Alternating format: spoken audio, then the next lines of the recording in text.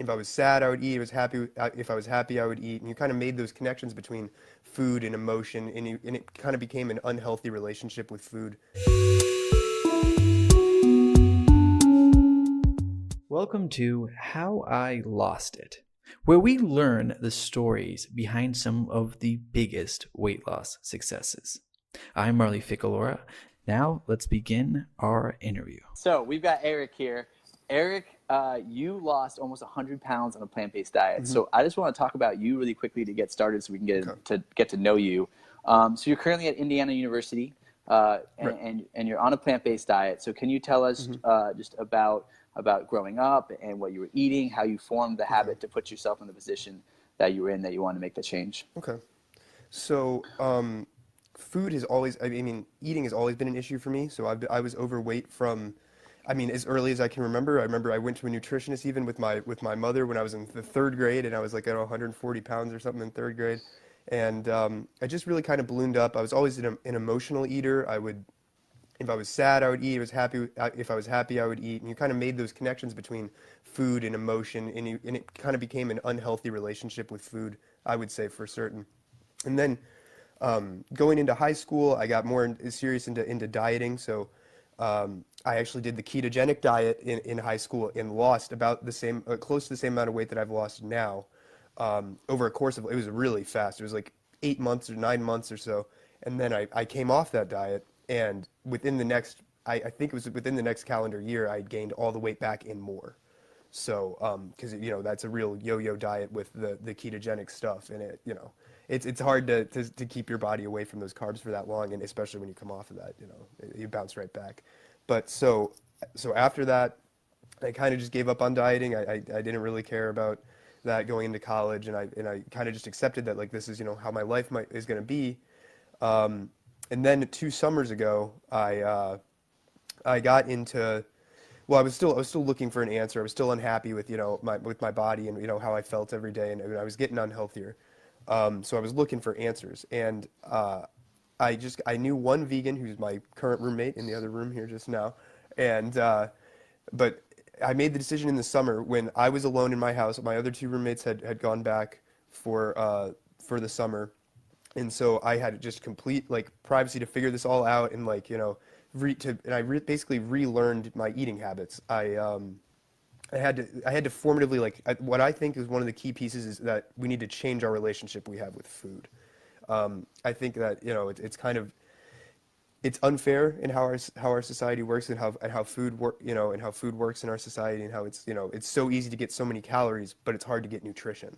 You know, and that's what I had to relearn, and get off the food addictions, to sugar and fat and oil like that, all those flavors, and relearn, how to eat correctly, So, yeah.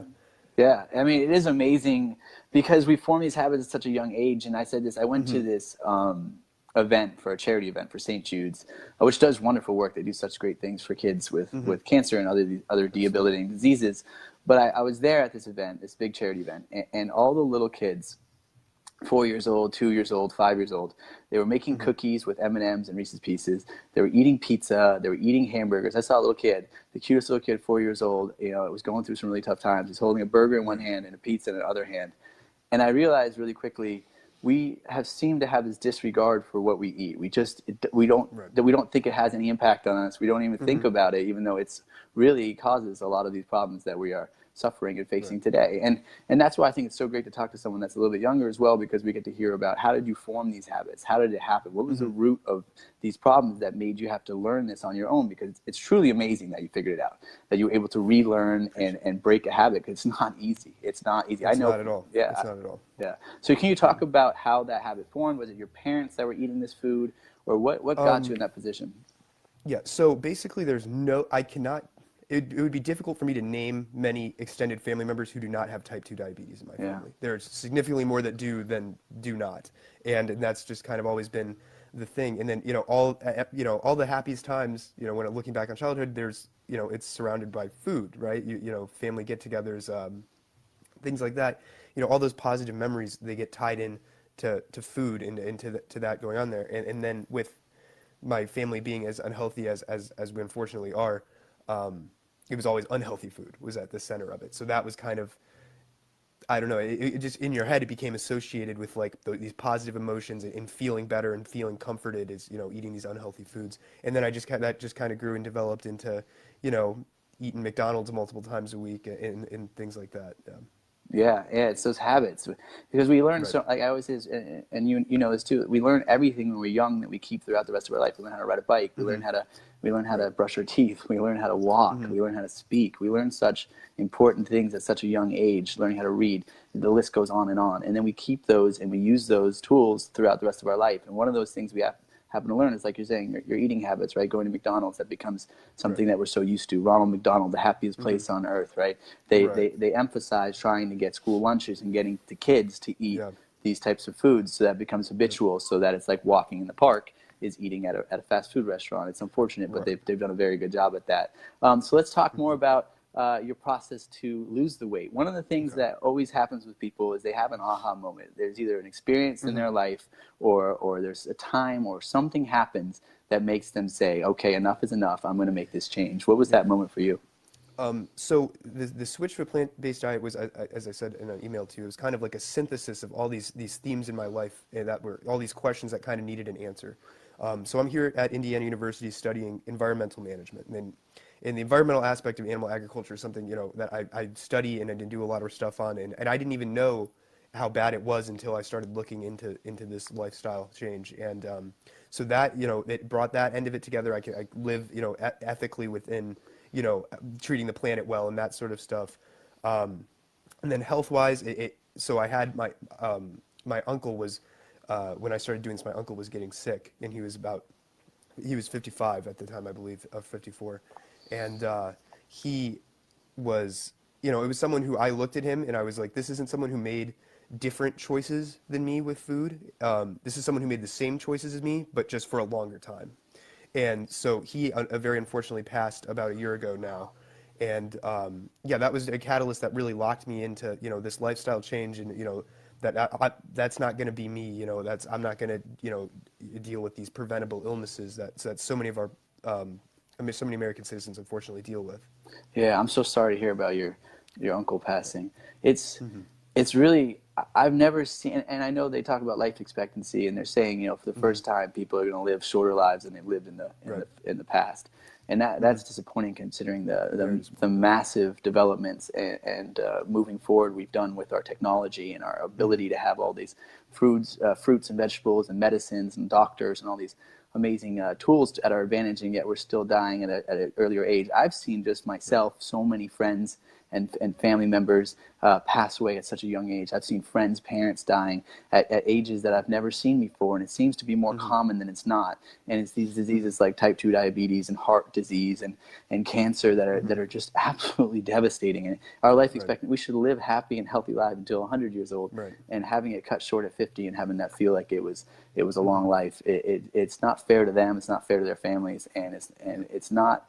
These people don't want that to happen to them. They just never knew. They Hmm. just stayed on that habit. But I think that's so great that you took a positive out of something that's really really hard and dark, Hmm. and you were able to say, look, that's because a lot of people. I'm telling you, so many people that are following me and they're watching right now, and they'll listen to this later on, they have been diagnosed with type 2 diabetes. They have had something truly tragic happen in their life that has brought them to eating plant-based, that has brought them to changing their Hmm. lives. It took a catastrophic event or a family member passing away and saying, hey, look, and I think the younger generation now, and that's why it's so great to talk to, the younger generation now, for the environment as well, as you mentioned, but also just Hmm. for their health in general, say, look, Right. I saw my parents battling and taking 15 Hmm. medications. I saw my grandparents suffering, and I'm not going to go the same course and same path that they Right. did. So that's awesome, man. I think that's so great that you took that out of that. And I'm sorry Hmm. about your uncle, man. It's Thank you. it's hard, but so let's talk about the weight loss. What were you eating? What did you Okay. start to eat? I know you're eating a ketogenic diet. Let's talk about that first. Hmm. Then we'll talk about the plant-based diet. So when you Yes. switched to keto, what were you eating? So I did keto. This would be I was a junior in high school when I did this, so this was like 2014-ish. Um, I ate. It was it was extremely extremely different than how I eat now. Probably polar opposite. I ate basically all meat and cheese and cream, and I did the hardcore. I definitely was not eating enough vegetables. at all. Like most people on that diet, very unfortunately do. I very few of them I see eat enough vegetables. But yeah, and then it was not healthy weight loss. That's what I can tell you about that. That it kind of felt like you're taking something essential, carbohydrates, away from your body, and kind of starving the weight out of you. And I just I didn't feel good. I had digestive issues. I had things that I didn't like about it. The weight loss was nice, of course, but it didn't. But the yo-yoing of it was so bad because you come off it for a day or two, and then you're ballooning back up because the carbs. But yeah, that's one thing I really like about the plant-based is that one, there's no really coming off of it since it's like a lifestyle change. That's the big important part. But two, there's the foods are so much less calorie dense, so that you can eat more and be satisfied and not have to worry about that the caloric intake as much. Yeah. So you ate the ketogenic diet. I think this is important. Obviously, we're both big advocates for plant-based eating real food, eating whole food. But there are so many people that do keto, and I think it's important that you can educate a lot of people through that learning. They can learn from you and your experiences on that, because a lot of people are turning to that to lose weight. Right. But I think it's also important to hear from someone that did it and see the benefits or the negatives of it. So you lost weight, and people do lose weight on this, definitely. You lost 80 Yes, pounds. 100%. Yep, 80 pounds on keto. So how did you gain the weight back? Did you start eating back to your normal habits? It was just hard to maintain. Was that really what happened? Right. It wasn't that drastic paradigm shift that I needed to kind of take back the controls of my weight and my eating and health. It didn't really give me the tools to like say which these foods are bad for you and these foods are good for you. Because that was at a time where I was like, oh, a calorie is a calorie is a calorie, which just kind of isn't, it isn't the truth, because there's some that are so, a calorie of pie is different than broccoli, right? So yeah, it didn't give me that paradigm shift that I needed to stay in a healthier place, or to continue being, down that path towards a healthier lifestyle. Yeah, it's a little more broad as well with the ketogenic.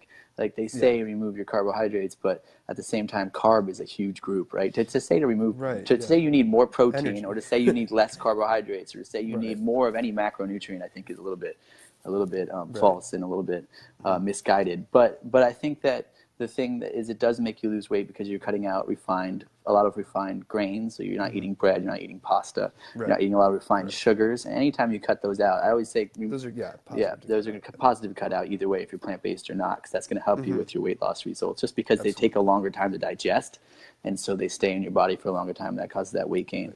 So you did that. So you did the ketogenic diet. You lost the 80 pounds. Now. Right. You gained the weight back because it was unsustainable, because it was hard. It was, right? This is what happened. And then it's hard to stay on it, because really the guidelines are loose, and it's really not very healthy. You start to get sick. You get the keto flu. You get all these things that happen. Exactly. Yeah. So you lose the weight. It's great. You're telling everyone about it. I'm sure when you were doing it, were you telling everyone about it? I'd always try. I didn't tell anyone about it until I was like 6 months in. Yeah. I try to not tell people about it. Okay. I waited this, when I went to the full vegan, I didn't tell my friends until it was like 6 or 8 months in. Okay. So yeah, I just kind of hit it, because it's a big change. That's the hardest part about the plant-based lifestyle is 100% the small level of kind of social alienation you go through. You can't eat it all. I can't go out to Buffalo Wild Wings and watch a game with my friend. I can't eat anything there. So, in that, that is honestly the hardest part of it. And if you're in a place where, you're not concerned about that, then there's, that's literally, that's the biggest barrier to me. Yeah. And we're going to talk about that in 1 second, the pressures of, because I went through college not eating any meat or fish. I went through high school not eating any meat or fish. So I think it's really interesting to talk about that, the societal pressure of other people's, what they so-call normal diet, and the pressures and influence that they'll have on you when you're trying to eat and do a better job with your health. Which is extremely important, as you know. So you. I'm just trying to stay on course with this one. So you gained the weight back, and then you started a plant-based diet. So you went right back to where you started off the ketogenic diet. You yo-yoed back up, which we all know is dangerous for your health. But then you said, okay, I'm going to make a systematic change. I'm going to eat real food. I'm going to eat whole foods. A fruit is a fruit, a vegetable is a vegetable, an apple is an apple, an orange is an orange. No ingredient lists. And that is a change that I think when people do that, they really get it, because one, it's telling yourself and putting yourself in a better place just to say, I'm going to eat real food. It makes it easier. So you did that, and then you lost 80 pounds. So what were you eating when you made the switch to a whole food plant-based diet? Yeah. Okay. So I was kind of at a place where in my mind, I was really desperate to see these changes and to change this in my life and regain control a little bit. And I found some, I found some research by a doctor named Ray Cronise. I'm not if you're familiar, and I adamantly believe that in food addictions, and I believe that a very, very large number of Americans especially have a deal with food addictions that we don't even acknowledge because it's so standardized now.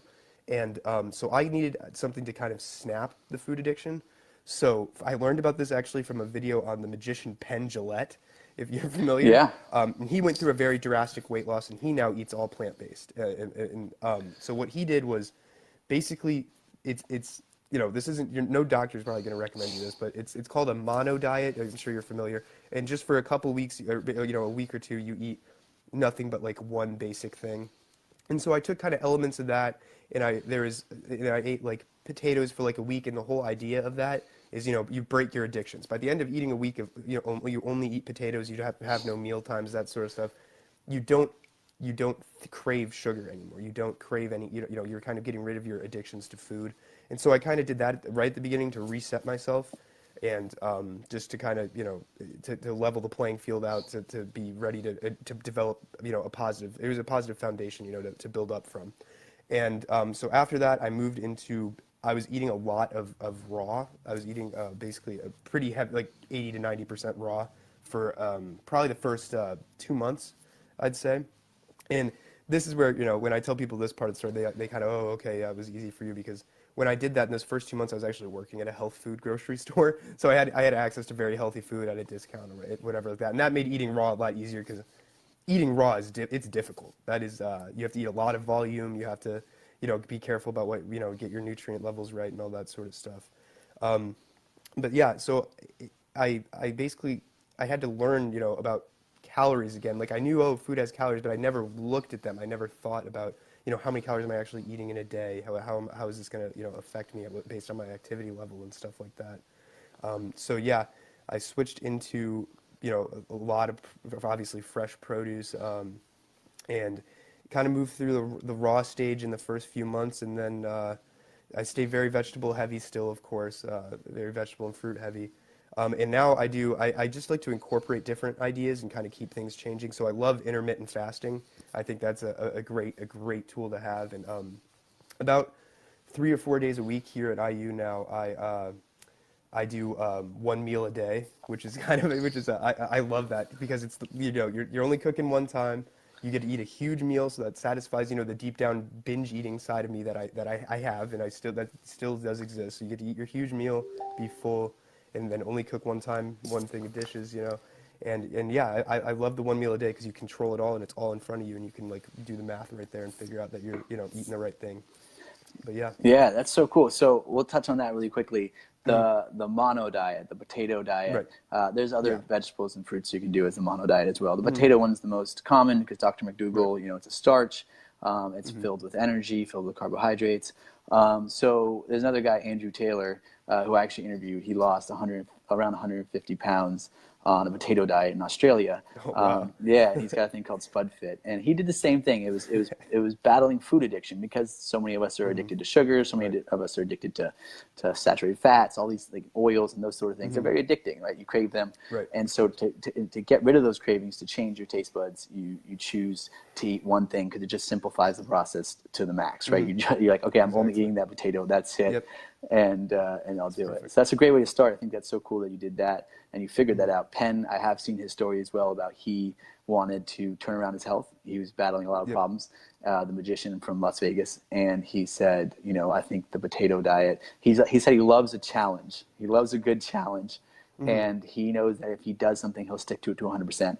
And that's why he did the potato diet. And then now he looks great. He lost a ton of weight, and he kept it off too. Yeah, he kept it off with a whole food plant-based diet.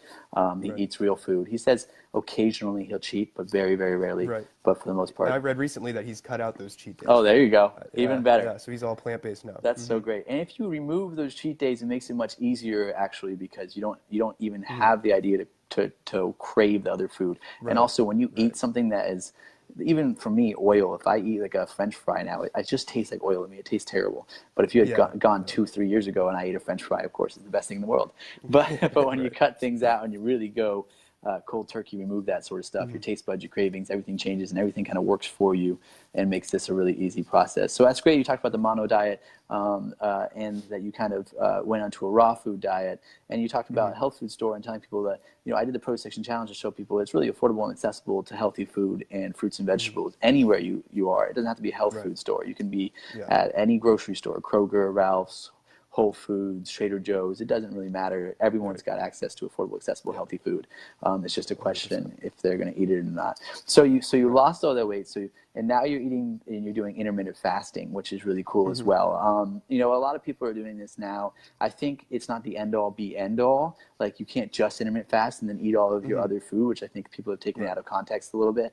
But in general, I think people are just rethinking the way they eat. Like, you've been doing a lot of rethinking. You changed. You went from a keto diet, right, which was different than your parents' diet, and then you switched to a plant-based diet, which is drastically different than a keto diet. And you kept just trying these new things, and I think that's really important. You start to question, why am I eating, what am I eating, and how am I eating? And the how is really important as well, is why do we eat 3 times a day? Because someone told us. I don't think that in the beginning we were eating 3 times a day. It was probably very hard to find food. I don't think we portioned out and had all of our food perfectly placed in front of us for 3 meals a day. I don't think the way we evolved was around that. But I think it's just important. Sometimes 3 times a day works. Sometimes 1 time a day works. Sometimes fasting for an entire day works.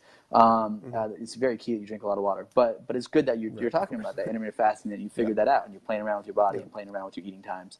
And eating a bigger meal helps you because you're used to eating a bigger meal, and it beats those hunger craves and those things. So what's your daily food like now? What do you eat today to maintain now that you've lost that weight? So, how would I describe my diet today? Well, so I said 3 or 4 days a week I'll do 1 meal a day, which something I like to do. That I like a big stir fry. That's what I like, because I get a bunch of rice, a bunch of peppers, chilies, all that stuff, and some meat substitute. I'll do tofu, or I'll do, if I'm feeling fancy, one of the nice fake meat frozen things. But so that's normally like my 1 meal a day, or things like that. Other days I start on days where I'm not doing 1 meal a day, I really only ever eat like 2 meals a day. Because I've learned, like, that's kind of what my body likes. I don't, I always found, like, eating in the morning to feel kind of unnatural to me, because it was like I just woke up and I can't. So if I eat in the morning, it's fruit, or I'll have like, a fruit or vegetable meal, like, just in the morning, because I like the lightness of it, to start your day. It's better for me. And then I eat a lot of grains. So I do the opposite. I eat high carb. Is how I describe it. High carb, low fat. So I try to do, grains and veggies every day, and get the protein, a lot of beans, because, I just read a study that was like, the number one, it's like a determinant of, like, death in the world is based on legume consumption. Actually, it's an indicator for nutritional issues and health-based issues, is not eating enough legumes. So I definitely try to eat that every day. I look at the Daily Dozen. I'm a big Michael Greger fan. I'm a big nutrition science reader in general. So I try to follow those guidelines and keep up to date with that. Yeah. So let's talk about. And I think that's awesome. Michael Greger is doing amazing work. Yeah, he's a great guy. Yeah, his time and effort he's putting in to showing people the medical science, the studies, the non-biased, and breaking it down for the layman. Yeah, I think it's important that people look at this from a non-biased standpoint. I know so many people, and don't get me wrong, like, a lot of people know that, like, I was born and raised vegetarian, I'm vegan, and I care so much about the animals, and I care so much about the environment, and we both do, especially because we're going to pass this on to our kids and the next generation. We want them to have the life that we're able to have. But beyond that is just the most important thing is being honest and truthful, and that's why I want to talk about the ketogenic diet as well. We don't want to misinform anyone or try to be persuasive in one direction or the other. We just want to lay out the honest facts and the truth, and then people can go and make their decision how they want to make it after that. And that's one of the great things about Michael Greger, is that he just gives you the hard, cold facts, and you get to decide after that. The medical studies, the clinical trials, and the science is there. Now you get to choose, are you going to go and do that, or are you going to do something else? And it's not, the science isn't always going to go in favor of what you're eating, and that's okay. The idea is that you learn and you make changes. Not everything that we think is right is right. So let's talk about Indiana University. You're over there and you're in college right now, and you're eating a plant-based diet, which is awesome. and your roommate is vegan. Lucky you. Yep. Yeah, makes things a little easier. Yeah. So tell me about the pressures and the day-to-day life in cafeterias and being in a big Right. university eating this way.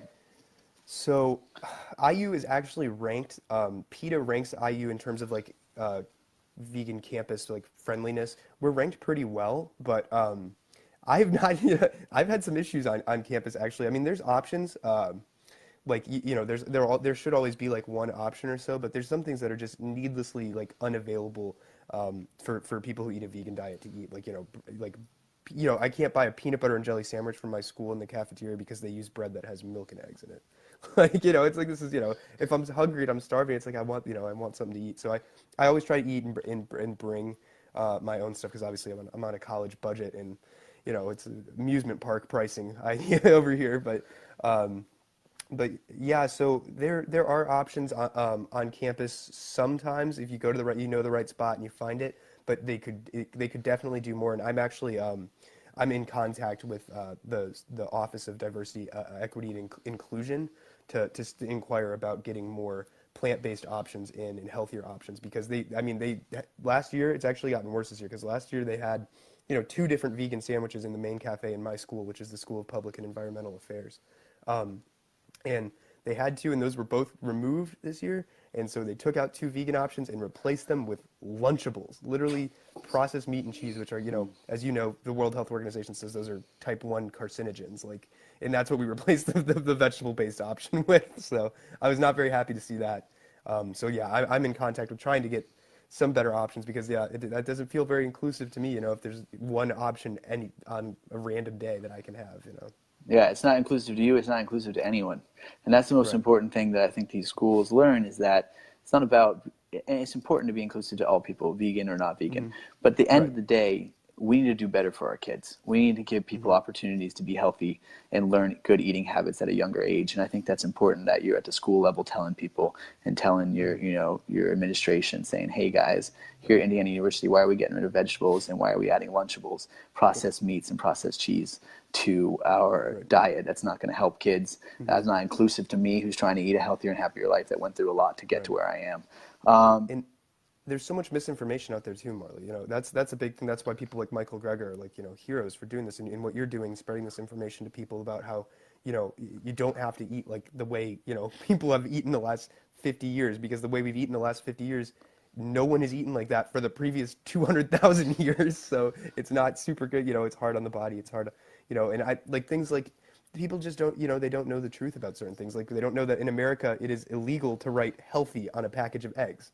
People don't know that. There's laws preventing you from saying that eggs are healthy, and that's and people just need to get the information out and get that there is some more settled science on what nutrition is. Because even the most anti-vegetable doctor you can find, well, no doctor is going to tell you, no nutritionist is going to tell you should eat less than 60 to 75% plants. Yeah. That's the conservative estimate is 60 to 75%.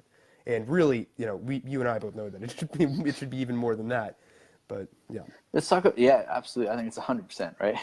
You eat fruits and you eat vegetables, the strongest Right. animals, the healthiest people, Right. the longest living people, they all eat all fruits and vegetables. So Right. throughout the course of time, the science, all that is very sound behind this. So one of the things I want to talk to you about is societal pressure. So when I was growing up, I grew up vegetarian. I've actually never eaten meat or fish in my entire life. Wow. And there's a Good lot, on you. there's a lot of societal pressure from people around me, from middle school to high school, through your growing up in developmental age. Because what happens is that people have this thing they so-called to be normal, and that is, Right. eating meat, that is eating cheese, that is eating things high in saturated fat and processed foods, and Taco Bell and McDonald's and KFC, and all these things are normal. And it seems like there's a reward. You go and you play a football game, and then everyone's like, "We're going to McDonald's after." We're Right. doing a pizza party at Pizza Hut Yeah. after. Somehow that was a reward, even though it really ends up being a tragic experience because what you're eating. I mean, it seems to be happy at the time, but you don't realize the impact of what that food will do to your body and the rest of your life as you develop that habit. But with the societal pressure is something that's very challenging. People from like other kids, because they are used to eating meat or fish, so it's very strange to see someone that's not doing that. Anything that's different, even if it's the right thing, is strange. So Right. people would always, tell me, I'll give you $1,000 if you eat a piece of meat. I'll give you, you know what I mean? It sounds crazy Yeah. now, No, I've got some of that. Yeah. but people do that. And so I want to talk about Hmm. your societal pressure. What is it like eating plant-based when you got a big, nice bowl of healthy, good, real food, fruits and vegetables? You lost almost 100 pounds, the power of that, the way it makes you Hmm. feel, your energy going up, your skin clearing up, all those good things. Hmm. What is it like when other people sitting around you say to you, well, is that all you're eating? Or where's your food? Or something like, Yeah. where's your protein? All those sort of things. Yeah. What do you say back to that? And how has that been in college? So it's been, how would I say? It's been okay in college, but some of that's because of like the program I'm in. I'm in an environmental program, so I'm surrounded by people that do care about the planet. So there are a lot of people that eat somewhat similar to me in that. But yeah, I would say that being a man makes it, more interesting. About 80%, 75 or 80% of vegans are women. Um, but so being a man, it makes it interesting because you do have that. This makes no sense to me, man. How we associate eating, meat with masculinity and all that. That's just so. I mean, that's ridiculous. You have to eat an animal for to be a man. Yeah, and that's kind of what it is. And it was kind of embarrassing. When I was kind of embarrassed or shy about it at first. When telling my friends, as I mentioned, I waited 6 or 8 months before I told my closest friends, really, because I was I don't know. I just it that was just it was an uncomfortable idea to share with your friends that you had made such a large change. But my friends were very supportive, thankfully, and obviously wanted me to have a healthier, happier life. Um, but yeah, I would say in terms of like social pressure, I've gotten it pretty good. My family's pretty understanding, and especially because a lot of us in my family are so unhealthy and stuff. So, the older ones in my family, I have to explain it to a little bit more. But other than that, here, with a younger population, well, this is, a lot, but veganism is exploding amongst younger populations. So it is more accepting here, and I am thankful for that. There's a delicious vegan restaurant about 500 feet away from my house. So I love that. Yeah, I love to hear that. That's so great that they're accepting that. Yeah. And I think you're starting to see a lot of people in our parents and our grandparents. They're making a big shift as well, Yeah. Hmm. and you can see it every single day that people care Hmm. about their health. They want to live a longer life, especially Right. when you're dealing with some really chronic diseases and some tough times. Hmm. That's great. The societal pressure hasn't been as harsh as you would have thought, and you had that Hmm. reservation about telling people because it was something different. But you were able to come out and tell everyone. And it's funny that you're coming out. Hey guys, I'm eating healthy now. Hey, just want to let Yeah, I know. right. Hey guys, just And want to let you they, know I'm eating real food now. I yeah, will they only don't question it when you eat a burger. yeah, But yeah, yeah. yeah. Eating that burger, eating those French fries, eating Hmm. those cheese pizza. It's totally normal. But as soon as you pick up a piece of carrot from the ground, from Right. the earth, Yeah. that's going to make you lose weight, Right. shine, and make you live a lot longer than you would have. It's like, wait a Yeah. second, what are you doing? What is that food? Hmm. That is, so. And I don't know, some of that might be an insecurity about their own, food choices. People that are more judgmental about, I have, gotten made fun of obviously for being vegan, as every vegan does. But yeah, and I feel like, people that have that outward judgment of the diet, and the lifestyle, that I think that kind of reflects a little bit of insecurity in their own food choices a lot of the time. They kind of know that they're not eating the healthiest, and that makes them angry to see someone else, to see other people do it. That I've only gotten a few comments like that are, mocking veganism or whatever, but yeah, those are few and far between. So most people seem to be, pretty welcoming of the idea. So Yeah, that's great. And you always got me, lifelong doing yeah, this. I am on your team 100% of the time, all the time. You appreciate that. contact me at any time, I will contact them and I'll have a talk with them, okay? And then they'll Straighten not them only up. will they be vegan, but they'll be on your team right after I talk to them. So you always got me. They can watch my videos, they can call me, they can I email me. appreciate it. I'm here to help you guys as well at a younger level. So Mhm. so what about the Indy 500? Tell me about the Indy 500 with your friends. What happened to Indy? Whoa. I just got a Uh, comment about the Indy 500. Oh, that has to That's be right, my your dad. mom. I think it's your mom or dad. Is that? Yeah, my mom uses my Oh, your dad's my account. Oh, stepdad's really? account. My mom All watches right. all So your your stuff. your She's a mom huge wants fan. your mom's telling me Indy 500. Tell me about it. We got the The Indy 500? Oh, okay. So 2 years, two Indy 500s ago, we have a huge camp that goes every year to go party and have a good time there. And so 2 years ago was the last time I ate, two Indy 500s ago was the last time I ate ground beef. So I had been plant-based for like 3 months, and I was not ready to tell my friends yet. And so I ate one burger at this thing and was so disgusted. I think I ate half of it and threw it away. And I was like, I just did not eat the rest of it. I felt terrible. So then this last race, all my friends now know that I'm vegan, And we ended up bringing. I decided, what would be the easiest thing we could do, and on a grill, right? So I'm gonna have to use a grill that's used by meat eaters and all that stuff. So that kind of grossed me out. So I wanted to figure out a way to work around that. And so I did the most Indiana thing possible, and we went and bought like 30 or 45 ears of corn for like six for $1, and brought them all there because you can put it, the husk right on the grill or whatever. And so that's what we had to do at the last Indy 500 in terms of eating. Was I had 40 ears of corn, and ended up people loved it. It was one of people's favorite foods at the thing. People love grilled corn, and it's easier and healthier than all the other heavy options that you normally eat there. Which normally it's an extremely unhealthy weekend for everybody. But yeah, that's funny. I'm glad my mom comments And that. what's cool too is that 40 husks of corn, that is probably the same price as just a burger, Right. Oh yeah. fries, and a soda at the game. You know what I mean? I mean, at Yeah, the it was race. well under $10 for that. Yeah, so you're looking at saving money and feeding 40 people. And sweet Yeah. corn is so Oh, good. Roasted sweet corn, good. oh, that's universally. I mean, once you Killer. bite into it, yeah, it's delicious with Right. nothing. It's You don't like even candy. yeah, you don't even put anything on it. So that's a cool. I'm glad that you shared that experience. That's really cool because I've been going to these events. Like I went to big into sports, and I played sports throughout my life as well. So I went to the LA Rams, who were now in the Super Bowl. I went to them playing this. Congrats. Yeah, I went to their game. Yeah, congratulations to the Rams. Right, I went and saw them play the Seahawks. And I was at the stadium, and I did a video about the food that's there because it's all highly processed. You can't find fruits or vegetables there anywhere. If you find a vegetable, it's usually popcorn, or it's a French fries, with potatoes soaked in oil. It's not healthy for you. There's very, very, very limited options. And I know there's some options at some stadiums throughout the country currently changing a little bit. But then I went to a game, the University of Miami. I went to school at University of Miami in Florida. And I went to a game where they were playing the Pinstripe Bowl in New York City at Yankee Stadium, which is rated one of the worst stadiums for food quality and food health. In general. And so I was walking around the stadium trying to find anything healthy, and I did a video about these meals that are 1,600 to 2,000 calories for one meal. Not only are they $18, but they're 2,000 calories. And seeing meals, seeing those numbers up there. When it comes to calories, when it comes to healthy food, you want that number to be low. You don't want that. You don't want to rack up the most points you can get when it comes to. It's not a scoreboard when it comes to calories. You don't want to have a meal at 1,600. You don't want to eat your whole caloric intake on one bacon wrapped hot dog on a stick. So I was seeing those, and I did another video, and I'm just calling it out because I think that's something that's important. What you're doing at your school as well is let's call out these people that are serving us this food. Let's call out these administrations that are offering these as our available options, because we need to create a change of the availability of healthy and accessible food. So you bringing those 40 years of corn to Indy 500, you said, hey, look, I'm going to make this available. You guys are actually going to like this more. And maybe people won't change on the spot, but at least it'll get them start to think about it.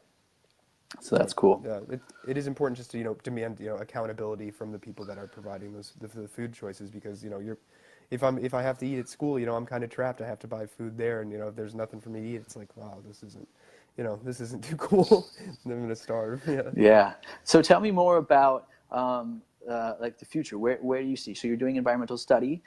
You're now much healthier. Or do you want to lose any more weight? Are you at the weight you're happy with, or?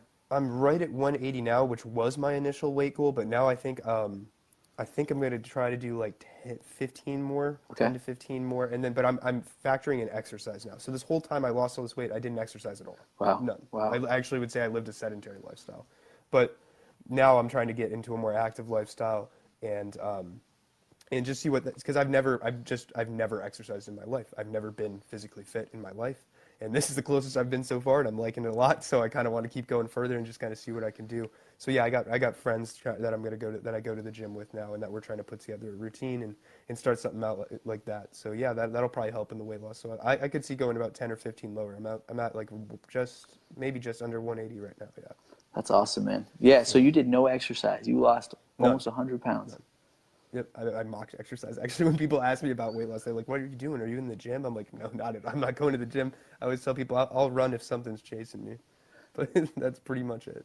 Yeah, I think that's so important for people to realize that. I always say it's 90-10, 90% diet, 10% working out. Yeah. And Jeffrey, who I had on Thursday, he said that it was 80. His doctor said 85-15.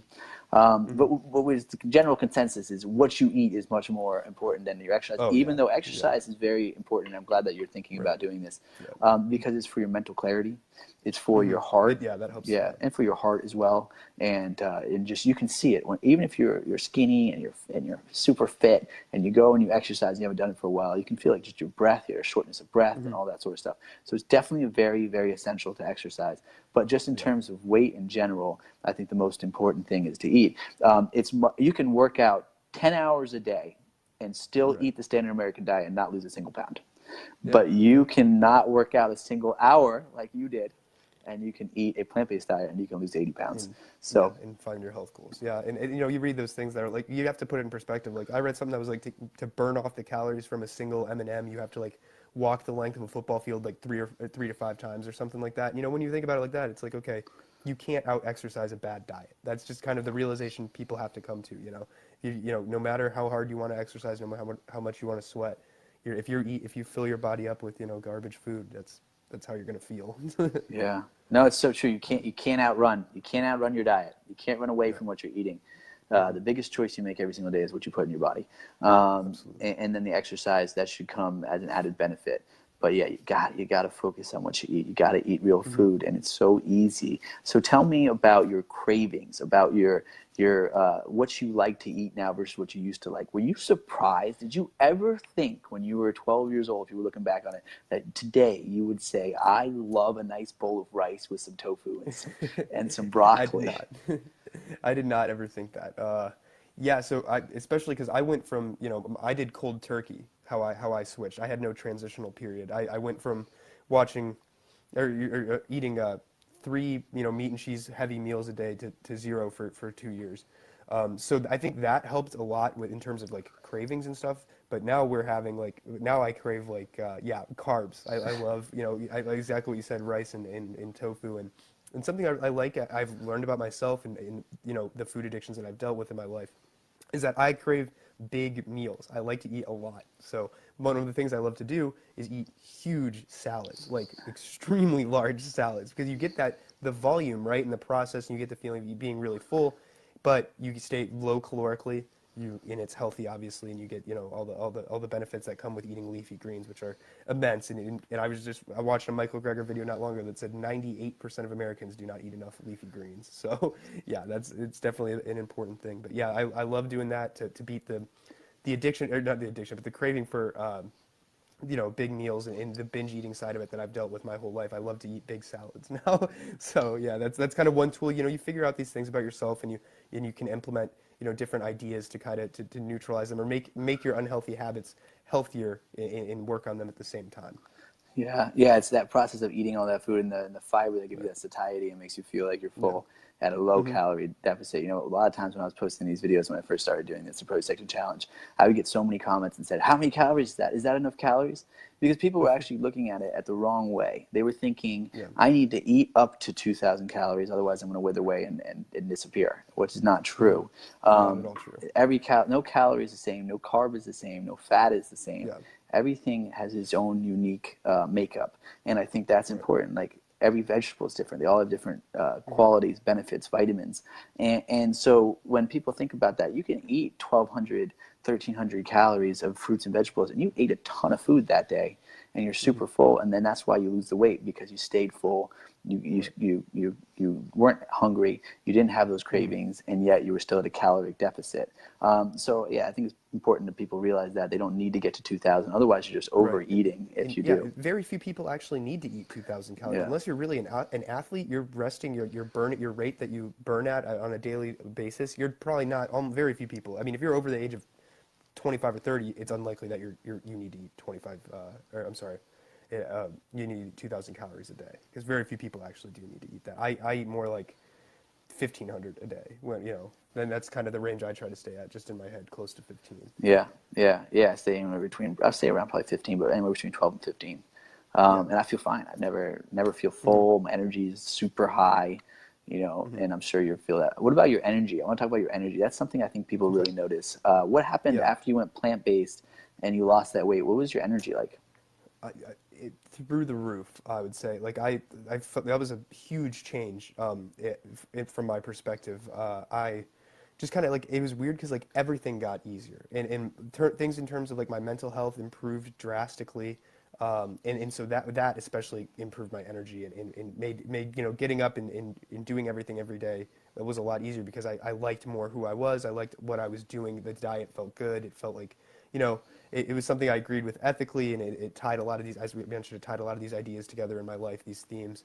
And so yeah, it definitely improved my energy a lot, and I felt, I went to bed faster. I wake up rested. I feel, yeah, and just it's you notice it at weird times, because like 3 months in, I remember I was walking up the stairs, and I normally kind of got a little tired going up these tall stairs, and I here at IU, and I got up and I was like, wow, that was like I didn't even think about it. I was like, went up, I'm writing a text on my phone and like didn't even think about it, and so yeah, there's still are little things I notice now and then that are like, wow, this is very different than how I used to live my life.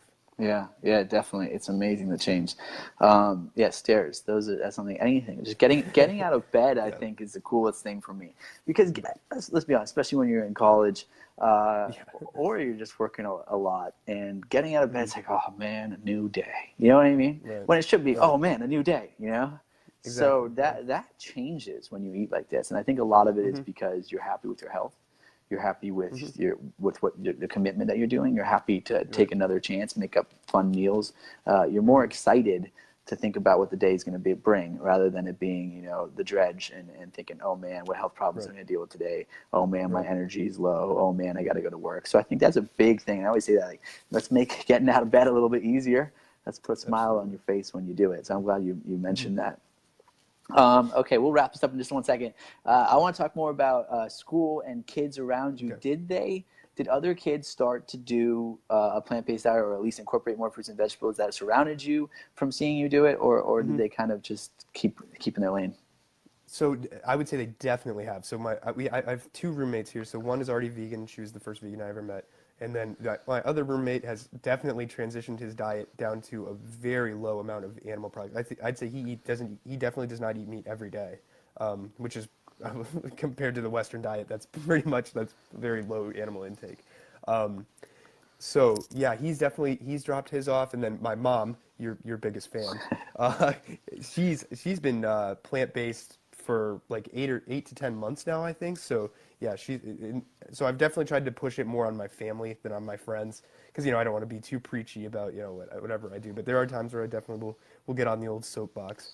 But but yeah, I try to push it more on my family. So I got my dad eating like this now, and my mom, and then so yeah, we're pushing it. Even my grandma, because my grandma lives with my mom, so my mom's cooking for her all these good meals now, and she's eating plant-based as well. So Isn't that yeah, I'm definitely pushing it around. Isn't it so fun when your family does it? I think that's one of the Yeah, coolest things. Because so my yeah, girlfriend Carolina, she wasn't plant based. She wasn't even vegan before hmm, she made this switch. And there's a big difference between vegan and plant based. Like vegan, yeah, ethical, environmental, so right, essential, right? We need to save yeah, this world. We need to have the opportunity to have right, beautiful rainforests and beautiful beaches and beautiful animals. But from just a health standpoint, going from vegan, because there's still a lot of processed food with vegans. There's still hmm, processed cheeses. There's still right, processed meats, and more are coming out every single day, which is great for the hmm, environment, for the yeah, animals, but not necessarily the best hmm, for our health. But when you go plant based, and so my girlfriend went vegan, then she went plant based. From dating me, obviously it's hard when someone literally is cooking 3 meals a day every single day in yeah, the produce. I think anyone who's ever hung out with me, a friend, has all gone through a walk with the produce section with me, because that's just, I'm there every single day. You can't not right, be my friend or a family member of hmm, mine and not walk through the produce section with me. So I take her to the produce section. I know everyone there. I'm friends with everyone who works at Ralph's, and all the people stocking the groceries, and she stocking the produce, putting hmm, out the apples, putting out the corn. So she would meet all them, and she just became a believer. And she said, okay, I'm going to do this. This is what he lives. This is what he breathes. This is what he eats till he sleeps. This is who he is, like through and through to the hmm, core. Like I see the results. He looks great. I'm gonna do it as well. I'm gonna support him. So now she's plant based, and now her family is starting to do it, and she's really emphasizing oh that, wow, and pushing it on her family. And she's from the Dominican Republic, and their traditional cultural diet is definitely not similar to the way we're eating right now. hmm, Maybe it was in the past before processed food, but they eat plantains and all that sort of stuff. But it's just right, cool to see that she's emphasizing and pushing it on her family. My hmm, family's all doing it. They were all my brother and my mom and my dad. My dad's been doing this because he's diagnosed with multiple sclerosis, and he was a patient of Dr. Schwenk, who he was the mentor of Dr. McDougall. who then did a starch diet. So it's been going on for a little while now, especially for people with chronic diseases, and talking about that. So my dad's been following a really strict plant-based diet for a long time, and then my mom was a vegetarian. I was vegetarian. My brother was vegetarian, and now my mom is full whole food plant-based. Sometimes she doesn't even eat any grains. She's like, "I'm doing better than you, Marley," and I'm like, "Oh, Mom's not a competition." Um, but but um, but I think that's great that you inspired your family, and your mom's on here and she's watching every single day, and she said, "You got to reach out to my son. You got to talk to him. He's doing so good. He's at Indiana University. He's lost a ton of weight.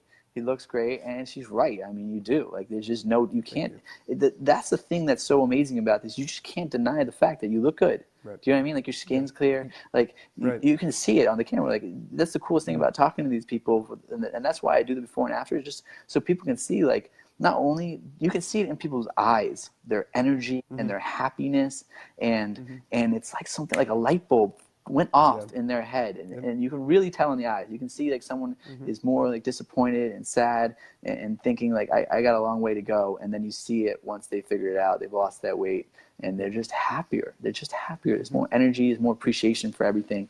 So I think that's really cool. I'm glad that your mom told me to interview you. I know she's doing great too. Every single day she's putting up. She loves your recipes. Yeah, she's putting a win. She's eating whole foods. She's eating real food. She's inspiring other people, and you she are made too. a great soup with lemongrass in it. I remember last time I was there, I can't remember what soup. Oh, the tom yum soup, the coconut soup. Yeah, it was tom yum soup. Yeah, very good. I love that. Yeah, that's so cool, man. Yeah. Well, I say, so I'm gonna let you go, but I think just keep up the great work. I think it's so important to have people like you on college campuses, and I LAUSD asked me to speak at their schools, and I'm gonna go do that. And I think the more of us out there, this can do so much good for so many people, not only the environment, the animals, but so many people that are struggling with type 2 diabetes, heart disease, all these chronic diseases. Look, I'm not a medical doctor. I'm not going to tell you that it reverses disease and all that sort of stuff. All I'm telling you is that it gives you your best chance to live a healthier and happier life. And eating real whole foods, it's just, I'm going to show it as many times, interviewing people like you, interviewing other people. I'm going to show through other people's journeys and successes. Look, guys, and I showed through my own. They're so sick of seeing me every single day for the last 400 days in the grocery store, holding up my camera and saying, "Hey guys, one banana, 18 cents." I can only emphasize it as much, but hearing from other people like you that are in school, in Indiana, and telling people, I think it's really important to emphasize that. So I appreciate that, and seriously, keep doing it in your school. Keep telling your friends, and they can watch my videos. They can learn from me. If they think, "Oh, it's not masculine," check my stuff out. I played football. I was MVP of my football team in high school. I was prom king. I did everything. You know what I mean? I was in the biggest fraternity in America. I am your standard American guy that doesn't eat your standard American diet. So I think that's essential that people see that, because I'm relatable in that sense. You know what I mean? Like, I played football. I even played a little bit in college. Like, I went to the University of Miami. I was in a big fraternity. I'm the opposite of what anyone would ever say they would think a vegan or a plant-based eating person would be. And the same thing with plant-based Gabriel. He was a University of Wisconsin football player, right? He was one of the top recruits at his position in the whole entire country, and he ate plant-based. All of my friends that are in the NFL, I have a lot of friends that played at the University of Miami, played in the NFL. They all eating plant-based diets. So I think it's essential that we break this stereotype. The advertisements are lying to you. The truth is that real people getting real results, feeling real better, are eating fruits and vegetables. So if anyone in your school seriously tells you, because I got the pressure and I got told that all the time, but then I was excelling academically, excelling athletically, and they stopped saying that. They started to follow along with me, rather than question me. But I think it's essential that we can help people, inspire people, encourage people, rather than being pushy. But we can, and you have the ability at a really big school to do that. So seriously, lead by example, what you're already doing, right? You've already lost a lot of weight. You already look great. Continue to work on yourself, improve yourself. You want to get back, you want to get in the gym, which I think is great. Get in the gym, get to where you want, and that'll clear up a little bit of mental health and stuff like that, and your stamina and all that sort of stuff. Once you get that going, keep telling people, man, you can seriously inspire a huge amount of kids, and those kids will go back to their homes and they'll tell their families and they'll tell their grandparents, and it's going to save a lot of people's lives. A lot of people won't suffer an early death or suffer those early diseases that so many people, and it'll make it so much easier, because no one wants to be in a hospital. It's not fun. It's not cool. Right. So I admire you for doing it at such a young age. age for Thank you. figuring it out. It's so fucking hard to figure this out, man. I tell everyone that's a vegan or that's plant-based, look, I was so lucky that my parents raised me not eating meat or dairy and having me question things, telling me to question what we were eating, why we were eating it. Why is that advertisement of someone telling me milk, it does the body good on TV, right? And why are these lies? Like they did it with cigarettes. Why am I going to trust what they're going to tell me? But having that ability and not eating that and that already ruthless ethics and work ethic in terms of I'm going to say no to a lot of foods no matter what gives me an advantage that I didn't have to make this. I didn't have to have as much of an aha moment, even though I did have a lot of moments that did make me change to a whole food plant-based diet. But I didn't have to do as big of a change as someone like you did from eating. You were saying eating 3 meals of meat and dairy every single day. It's hard, and losing that much weight is hard. There's no one, right? No one will ever tell you that if you're at, someone just Jeffrey lost 300 pounds. There's no way that anyone would ever tell you that is easy. Like even if you're eating a whole food plant-based diet, you're eating perfect diet, and you're losing the weight like crazy, and you're feeling better, it's still hard. You still have to wake up every day, look in the mirror, focus on that scale, do all these things that is just going to be subconsciously in your mind. So I mean, I'm proud of you, seriously. So use that story, inspire people. I know you came on here, you spent your time that you could be hanging out on Sunday and with your friends, and you came on here and you're inspiring people. So I appreciate that, and keep doing it with your mom, keep doing it with your grandparents. Will do. And just please, man, just do it at your school. You can save a lot of lives. Trust me. I literally, I know this is crazy. I had 300 people following me a year and a half ago. Now I have 114,000 people. I went from 300 to 114,000 people. And it's not even about, like, I don't even care about the fame or the followers or any of that sort of stuff. What I care about is that's 114,000 people that are thinking about changing their diet, that are thinking about eating more real food, that are questioning what they're eating. And it's saved thousands and thousands and thousands of lives. So the more people out there, I need team members, man. I need teammates. So you got I'm on your team. You're doing 100%. it. All right. Do it out there in Indiana, man. I appreciate your time and your energy and your effort. Tell your roommates I say hi. Yeah. And keep up the good work, man. All right. Will do. I'll keep it up. All right. I'll see you later.